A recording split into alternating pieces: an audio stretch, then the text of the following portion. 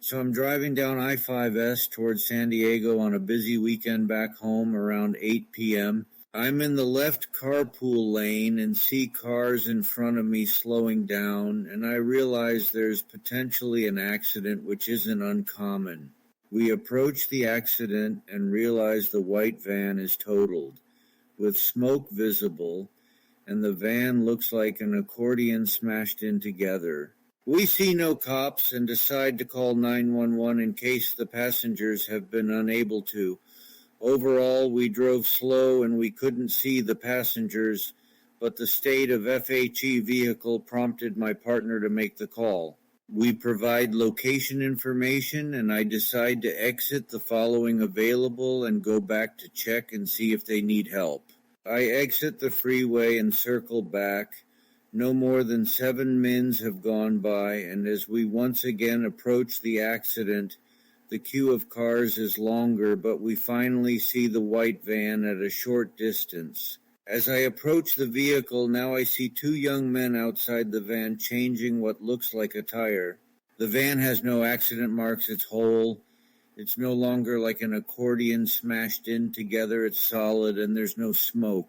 Both my partner and I look at each other confused and start to discuss what the hell just happened when mins ago the van was smashed in and looked so bad enough that we called 911 and went back to see if they needed help. It was exactly the same van, same color, same location, but no longer a total wreck like the way it was minutes ago. We didn't stop and kept driving given the change in the van's appearance, and 2 men obviously okay and just questioned what we had seen the first time and now what we were realizing in front of us, given we drove slow in both instances and saw the wreckage the first time. We had a total WTF moment and immediately nothing made sense. We both agreed there was no way we both saw the wreck and saw the van smashed in. We drove quietly back home after and realized something odd and eerie had just happened with our realities. To this day I wonder and question if going back changed the situation. If so, then I hope at least in the new reality the passengers made it out alive and uninjured. Likewise, if what we saw did happen, then in another reality they likely really got injured or worse. Overall, it was such an odd and inexplicable experience both myself and passenger experienced. Has anyone else ever witnessed something similar like that? I was standing in the kitchen and my girlfriend walked in and stood by the oven. We started talking. Behind her is the hallway where the lights were off. This was probably about 8 p.m. My face dropped as I saw a dark, shadowy figure about my size. I'm 6 foot 100 kilo, move up the hallway towards us and vanish into the wall. I immediately told my GF that I thought I saw a ghost. She said, "Big guy, about your size?" And I was like just nodding, stupefied at this point. She said, "I've seen him a few times." Goosebumps. By the way, I'm a gigantic skeptic about such matters, whereas my girlfriend is totally at one with that sort of thing. She's the Mulder to my Scully. Anyway, just thought I'd share my tale. This was 2 nights ago. In August, I made the big move from the East Coast to the West Coast. I managed to find a decent apartment in a not-so-great area, but was excited to settle in. My friend agreed to be my roommate, so I moved in a week early. The first few nights felt off. I kept getting the eerie sense that someone was watching me, and every night around 2:30 a.m. I'd hear footsteps. I brushed it off as stress from the move, thinking my mind was playing tricks on me. When my roommate arrived, things seemed normal for about a week. Then one night we both heard tapping and footsteps at the same time. We chalked it up to noisy neighbors upstairs. But for me, things got a little weirder. The doors started shutting on their own. One time, while I was in the bathroom with the door wide open, it suddenly slammed shut. I figured it was just a draft, or maybe the door was heavy, but when I opened it again, it stayed perfectly still. Another time, while I was in my room playing video games, my door shut by itself. I brought it up to my roommate. He was pretty dismissive, but he agreed that we often heard odd sounds late at night again, precisely around 2:30 a.m. On top of all this, I've been feeling unusually drained. My girlfriend and I fight more often when we're at my place over small, insignificant things. It's like a cloud of negativity has settled over me, and I can't shake it. This never used to happen. So, what should I do? I don't like feeling this way, and I certainly don't want to keep being cranky. When I was around 8 or 9 years old, I was staying the night at my mammy's house. At the time, she lived in an old double wide on top of a hill. Well, that day I had been at a water park and was exhausted. I had fallen asleep on the couch. When I woke up, my mammy had came to me and asked what woman wanted to cook. I looked at her as if she was crazy and said, "Huh?" She told me that I told her that a woman wanted to cook. I told her that I didn't remember any of it, and we went on about our day. Later that night, I was laying on my bed coloring. Everyone was asleep, and from where I had slept earlier, I wasn't really tired. My door was open because Mammy didn't allow the doors to be shut. I was laying on my bed in my room I had, and in the middle of me coloring, I seen a woman who was dressed in older time clothing. Her hair was in a tight bun, and she seemed to be checking to on me. By the third time I seen it, I felt more safe.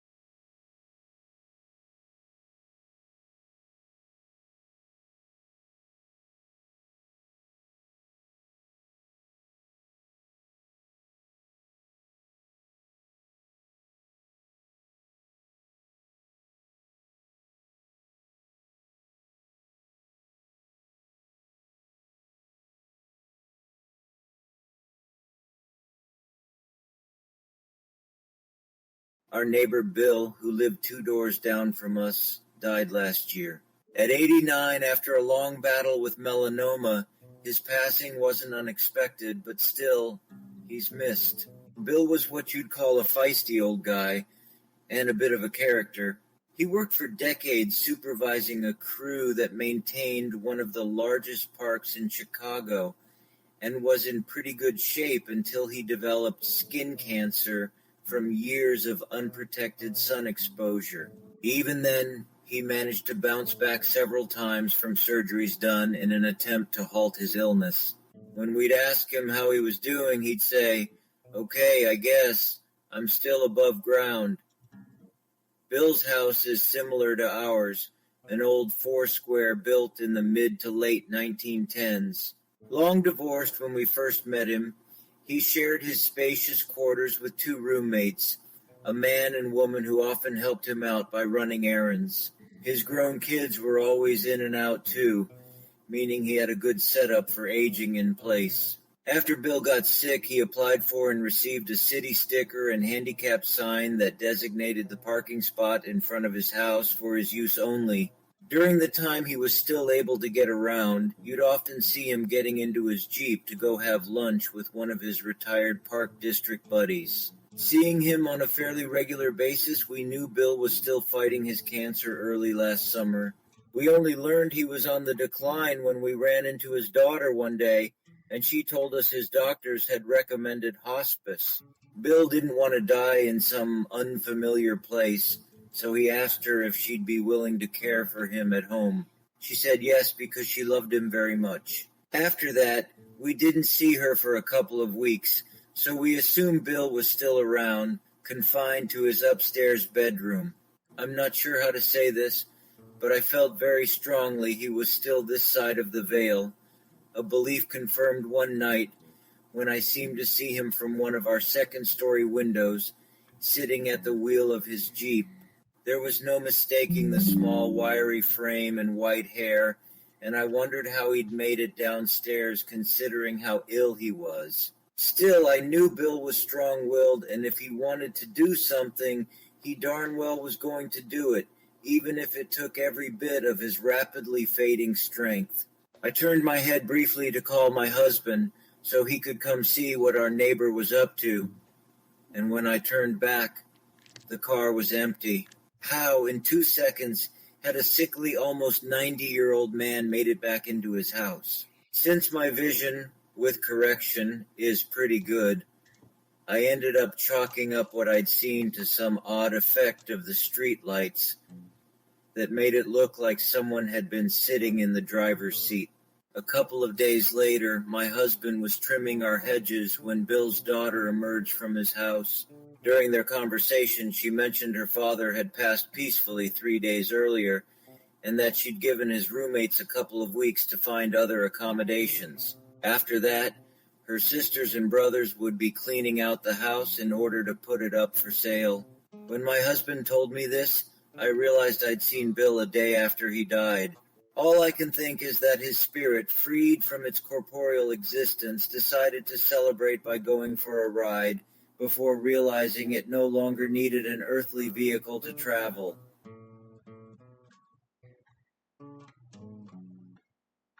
I'm an open skeptic about the paranormal, but I had an experience some time ago that isn't really scary, but I find interesting. 25 years ago, I worked at a microfilm company where I managed archival preservation projects. One time, a person on my staff was assigned to do an on-site job but couldn't do it, so I went ahead. It was in an old 1920s Gothic-looking mausoleum where a camera was set up in one of the rooms. So I filmed the material, bring back the film, and have it processed, and while inspecting, I noticed these strange light leaks on some of the frames. I know I took the necessary precautions in loading and unloading the film, so it baffled me how this happened, and they were unusual streaks of light. Next day, I go to the location, refilm the material, and this time take the camera head and some of the equipment back with me, going straight home since it was late, planning to bring everything to work the next morning. That evening, I was at my computer when I felt a burning sensation on my back. I look in the mirror and see small, parallel scratches running down my lower back. I'd never felt a burning sensation like that before, with superficial scratches that went away in few hours. I figured I must have done this somehow and let it go. This was before all the ghost TV programs, so I had never seen or known about these things happening.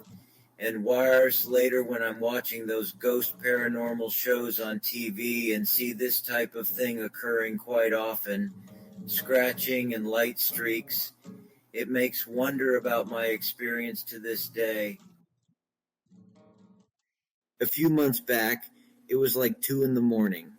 My baby woke up hungry, so I went into the kitchen to get stuff to make a bottle.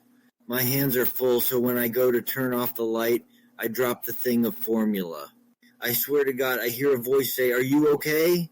I looked around because maybe my mom or cousin was up using the bathroom or something and thought I got hurt. No one was there.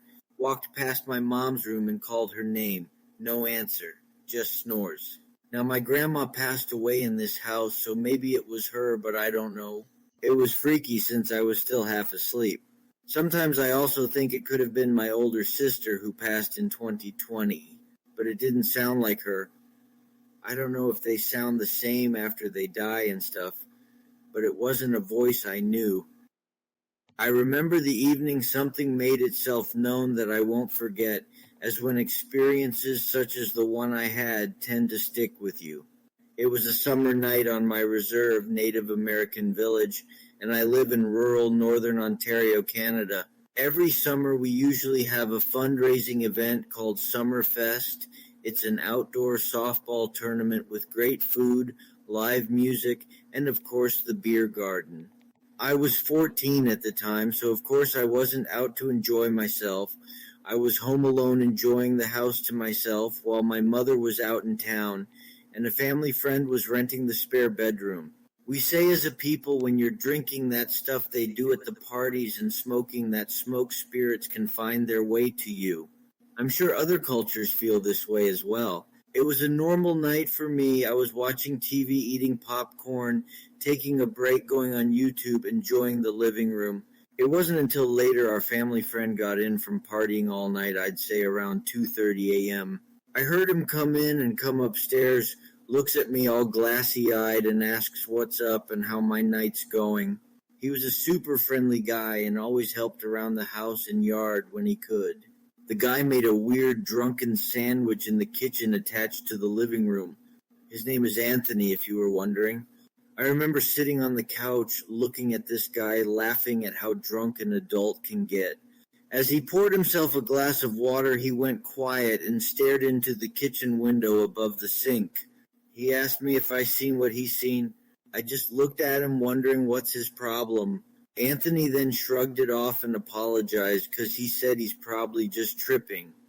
But he's seen two glowing red eyes in the reflection of the kitchen window looking at him from the reflection of the living room window as the rooms are connected and it was dark out. He then went to bed and I thought nothing of it. As I sat there, I began to feel weird in the living room as the room got quiet. And there was no hum in the room anymore from the fridge or whatever a hum comes from in a quiet house. The house was still.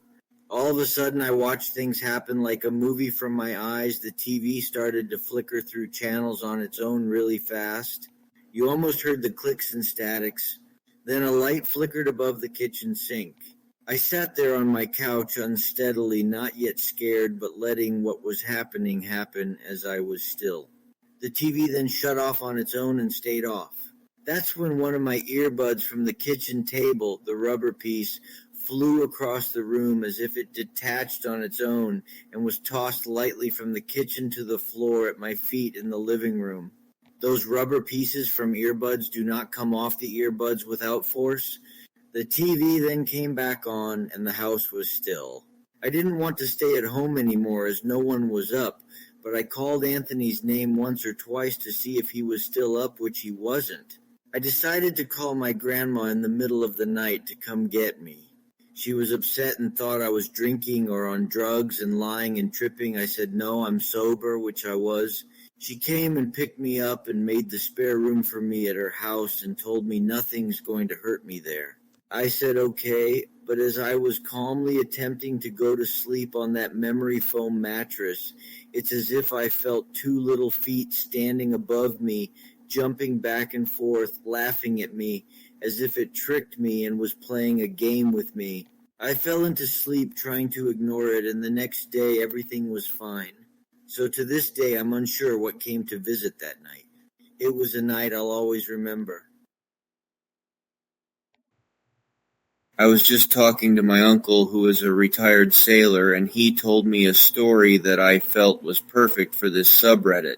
My uncle used to work on board the Great Lakes freighter, the SS Arthur M. Anderson, and they would haul iron ore and limestone across the Great Lakes. One day at around 7 p.m. in November 2007, they were crossing Lake Superior on their way to Cleveland, Ohio, when they started receiving distress calls on their radio from an unknown vessel claiming to be the SS Edmund Fitzgerald. The SS Edmund Fitzgerald famously sank in 1975, taking all 29 crewmen with it. Well, he said, at first they all thought it was some kind of distasteful prank, until they checked the radar and found that there were no other ships around for at least 70 nautical miles, and the range on the radios are only 60 nautical miles. He said that the voice they heard from the radio described a heavy storm and high winds, and that they were having a hard time holding their own. My uncle said you could hear true fear in the man's voice from over the radio. But the thing was, there was no storm at all. In fact, the water was calm and the night was clear. At around 8 p.m., my uncle described the distress calls on the radio came to an abrupt stop, leaving the whole room in a terrifying silence, and the radio stayed quiet for the rest of the night. Nobody was able to sleep that night, haunted by what they had witnessed. When it comes down to it, there is a sense of irony in this event, being as not only is the ship my uncle was on, the SS Arthur M. Anderson, the sister ship to the Edmund Fitzgerald, but it was also the last ship to make contact with the Edmund Fitzgerald in 1975 when she sank. Could my uncle and his shipmates have actually made contact with the ghosts of the crew of the Edmund Fitzgerald? Or could there be another explanation to this event? We'll never know, but it made one of the creepiest stories I've ever heard.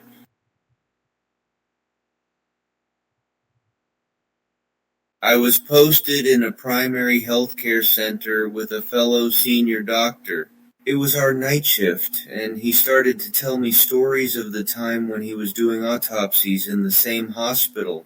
He was shifted to PHC later because he couldn't deal with the trauma that came later. He said that not all autopsies led to haunting, but it was people who had killed themselves or cases of rape assault where the cause of death was unnatural. It were these cases that led to some of the most disturbing paranormal activities. One such case he narrated that night was of a woman, mid-20s, who was first raped, then strangulated, and later her body was thrown in the well by her in-laws. Such incidents are common in rural areas of India. They hoped to escape the charges, but after thorough examination of her lungs by my colleague, senior doctor, who did her autopsy, it was obvious that she was killed first and drowned later. The in-laws of this woman tried to pay a heft amount to him so as to escape the charges, but he refused. After that incident, he said that he often saw the women, wet hair, bulging eyes, naked with white pale body, often sitting by his bedside, just looking at him. He said it wasn't sleep paralysis. He was shattered when one time, as he was combing his hair in the bathroom mirror, and he saw that same woman just peeking at him through the door. Only her eyes and her wet hair were visible through the mirror, It became so traumatic that he left that part of his profession completely, even though he was getting paid a lot for that job. He said he doesn't ever wish to go back, and the fact that it was the same hospital where I'm working in right now, kind of creepy, not going to lie. When I was in high school, I had a group of friends I'd do everything with, especially my main friend, who for the sake of the post, I'll call Brianna. During summer break, Brianna invited me to a sleepover at a friend's house, but my mom was the type who never let me go to sleepovers, and after what happened that night, I'm glad I didn't. When I talked to Brianna the next day, she told me something she can't explain happened. Brianna went to this friend's house with a couple other people to spend the night, and they all decided to sneak out for a bit. When they came back to this person's house, the mom had realized they left and was obviously pissed when they all got back. She was scolding them all and yelling, threatening to make everyone go home. At some point during her speech, they all say she started to change. The only way they could explain it to me was she began to tilt her head back with her mouth open wide, and some sort of liquid or water was pouring out of her face, like onto her head, almost like she was drowning but with no water around. They were all freaked out and ran to the room, even the little siblings went with them. They stayed up all night, and the next morning the mom acted like nothing happened. Apparently she had no idea what they were talking about. I have never heard a story like this, and it just creeps me out to this day. Does anyone know or have an explanation of what they experienced that night? I fully believe them. They all shared the same story, and they genuinely didn't want to talk about it.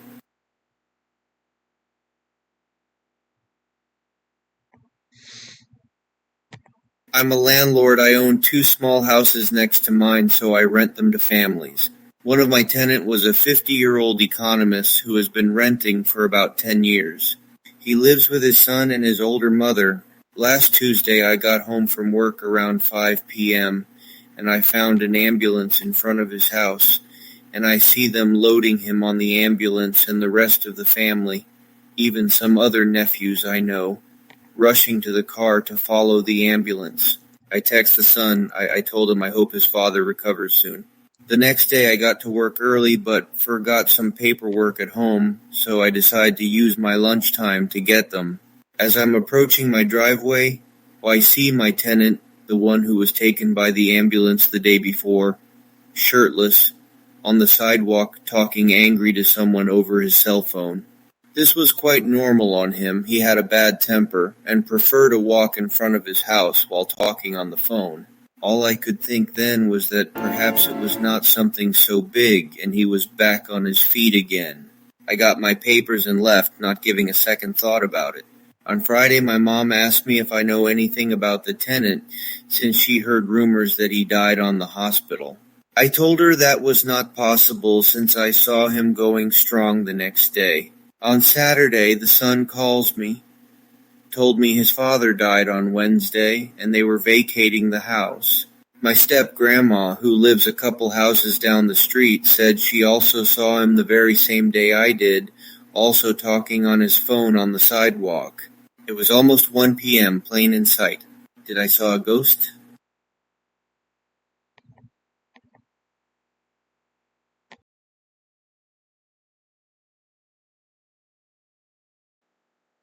This story is absolutely legendary amongst my family, so I thought I'd share it online. When I was a kid, I can't remember what age I was, but me and my two older sisters, my parents and my aunt, all moved into a big 8-bedroom suburban 2-story house with a pool, wine bar, and everything fancy in between like a laundry chute. It was a great place to live for a big family like us. My aunt got the majority of the top floor since she officially owned the house, and understandably got first pick, except for one bedroom which my sister took, while the rest of us were living downstairs. The stereotypical lifestyle plays out throughout the years with a busy family pool parties, BBQs, sitting around a winter fire barrel exchanging ghost stories that I always tune out due to initially sounded like boring BS that people spread around campfires, dogs running around causing chaos with leaving fleas and dogs and everywhere, and cats just sitting around loitering all day very adorably. We lived there for about 10 years, and throughout the years, my sisters both grew up, got boyfriends, and or eventually moved out. Then I graduated from high school, and we decided to finally move out, since it was time to move on and downsize. Soon the day of the move. My aunt had already moved out at this point, so it was just me and my parents with some helping hand friends. And while my family was loading the moving truck, a fart machine, I got my dad for Father's Day. A couple of months prior had just started going off on its own. We checked both controllers and nobody had touched them. In fact, nobody knew it was there, since we're all busy with the move. And we all stood there staring at it, go off a few times completely speechless, not knowing how to react. I hesitatingly laughed it off, joking that this house was haunted. And soon after that, I went upstairs to check if we left anything behind before we finally left for New House and Low, and behold, I saw a reflection in the bedroom window standing next to my reflection of child, who was a spitting image of my child self, but he was soaked, like was just swimming in the pool wearing a kid's black and blue swimmer's t-shirt, and I'd presumed he was wearing a blue swim shorts with a bowl haircut, and I just couldn't believe what I was seeing. He just there innocently smiling and waving goodbye before fading away and disappearing. I couldn't help but wave back and whisper, Goodbye, little dude." Then I proceeded to hastily leave the house, pretending that it didn't happen, as me and my family finally moved on to a new chapter of our lives. Lately, I've asked my sisters about the fart box situation, and they just laughed and said, "Bro, that place was haunted for years, and you never even noticed. We kept on seeing you in the house when you were at your friend's place. Auntie Sally, fake name, saw you standing at the end of her bed, staring at her in the middle of the night, and we all saw you on during various occasions, just standing by the poolside, staring at us throughout the years."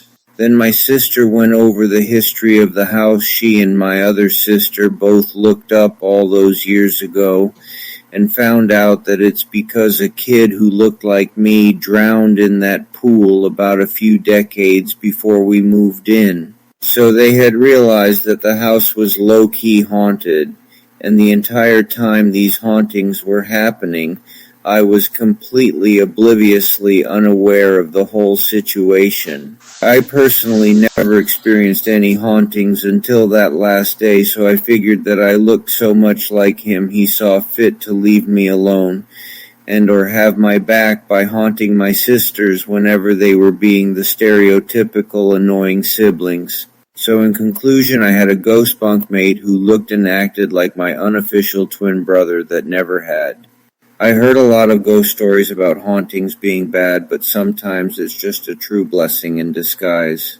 I hope that kid is happily moved on into the afterlife by now, or is just having a blast haunting the shit out his new roommates.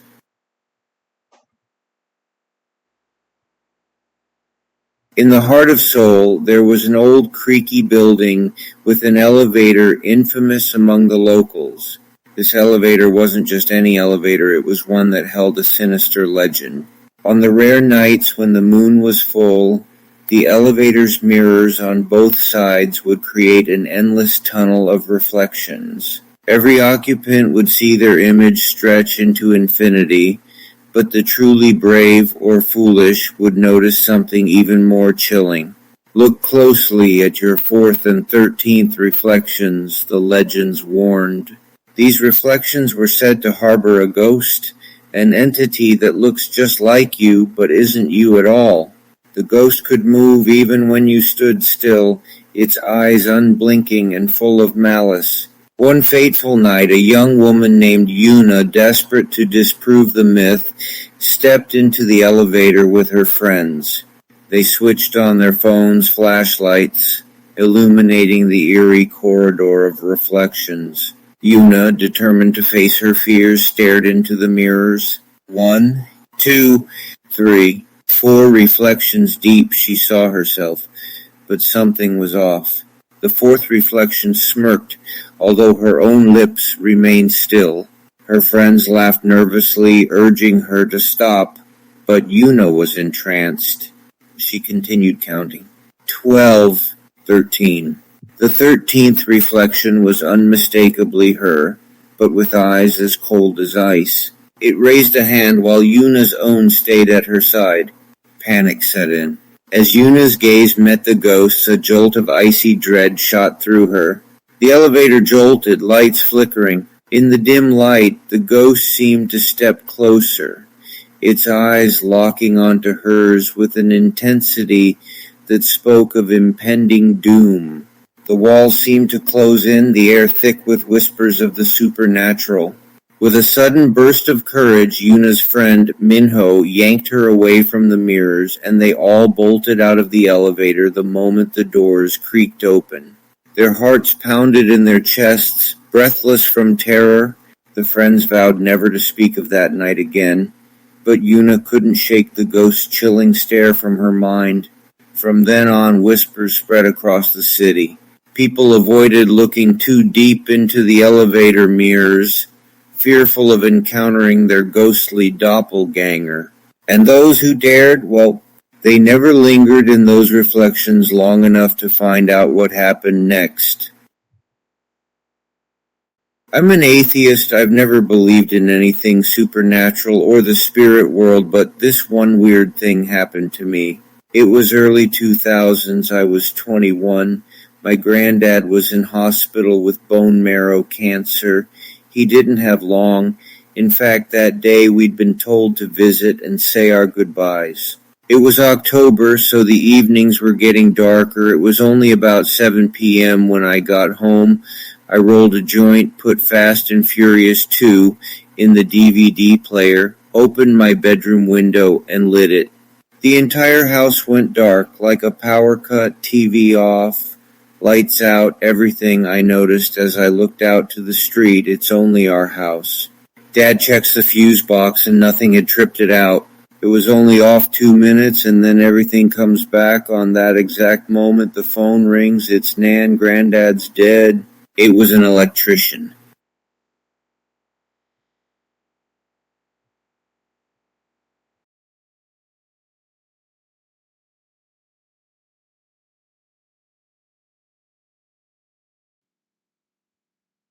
My grandfather died in 1995 due to emphysema and other health concerns.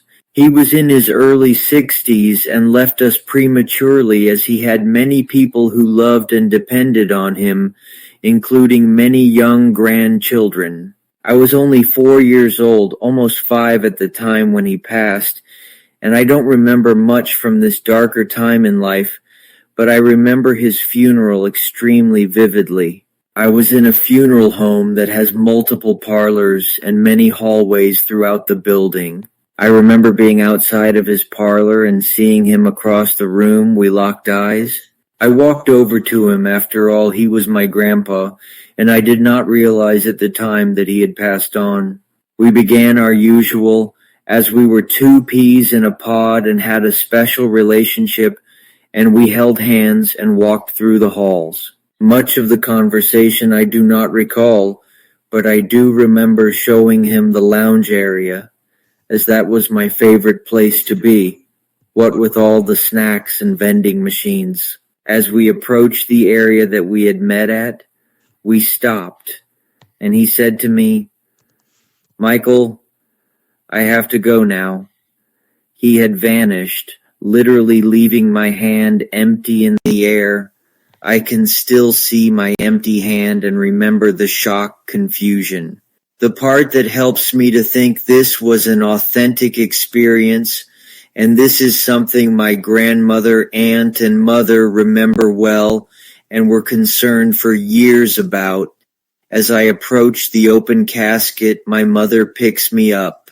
I see my grandpa Leroy there, in his peace, and I begin, confused, to relentlessly ask why Grandpa was in casket and what is wrong with him. My mother told me, crying, and I remember this clearly, "Michael, honey, he is dead. He is gone and not coming back." I was in disbelief, arguing, "No, no, no, I just saw him. He's outside." After this, I remember us all crying together, but that is all. I never spoke about it until I was about 12 or 13 years old. I was at my grandmother's, and her health was wavering at the time. I had been thinking about it a lot with her being in that state and having memories of my experience, and I finally broke down and told them what I had remembered.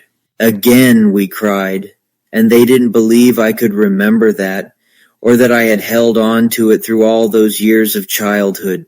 They, in a way, directly corroborate my experience for me, at least solidifying it in my head as a final goodbye from one of my favorite human beings, as they remember the scene at the casket. They were always too afraid to ask me about it, maybe to protect me from emotional anguish. My grandmother, for the remaining year or so she was with us, would ask me to tell her the story any time I would visit her. She also claims to have woken up one day, feeling my grandfather laying next to her. She said she could feel it was him, as if she went to bed next to him and woke up together. She never told anyone that until I had shared my story. I hope anyone reading this enjoyed the story. It's one I will never forget.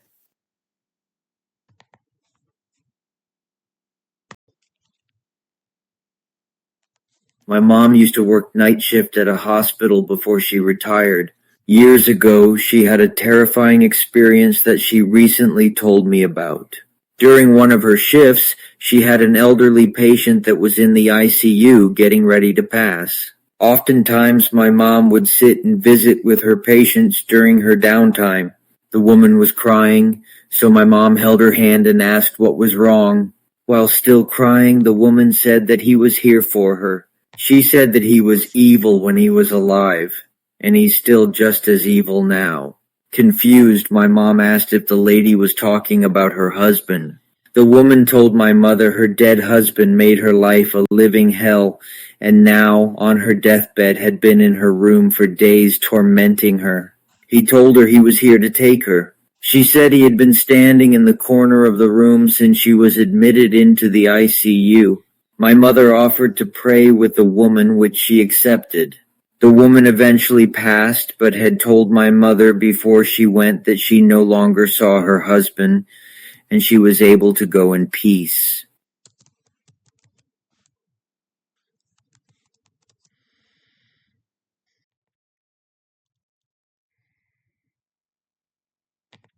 I don't even know where to start.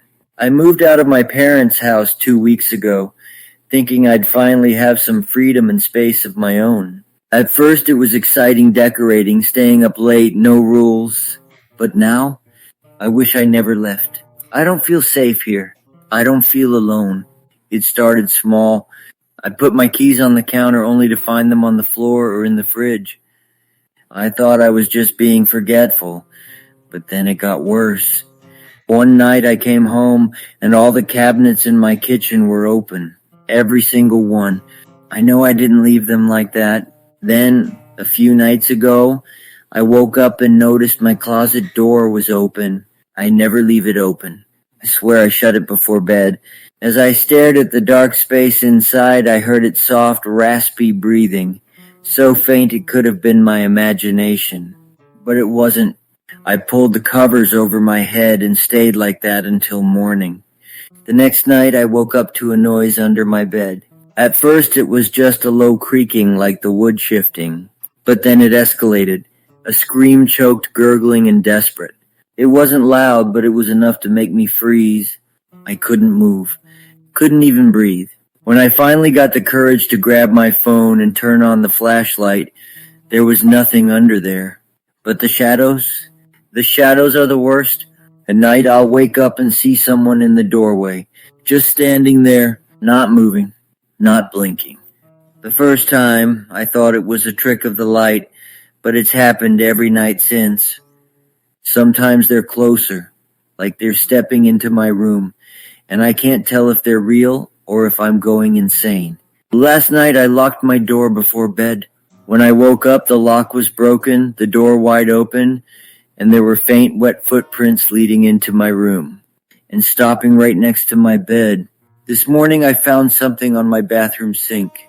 A hairbrush. Old, cracked, with hair still tangled in it. It's not mine. I don't even own a hairbrush like that. When I touched it, it felt damp, like it had been pulled from somewhere wet. I threw it out, but an hour later it was back on the sink. I've started hearing whispers when I'm home alone. I can't make out what they're saying, but it's like they're coming from the walls, just low enough to drive me crazy. I can't eat. I can't sleep. Every time I close my eyes, I feel like someone's watching me. I don't know what to do. I can't stay here, but where can I go? My parents won't believe me. They'll say I'm imagining it or being dramatic, but I know what's happening. There's something here with me, something that doesn't want me to leave, something that wants me to stay, and every night it feels like it's getting closer.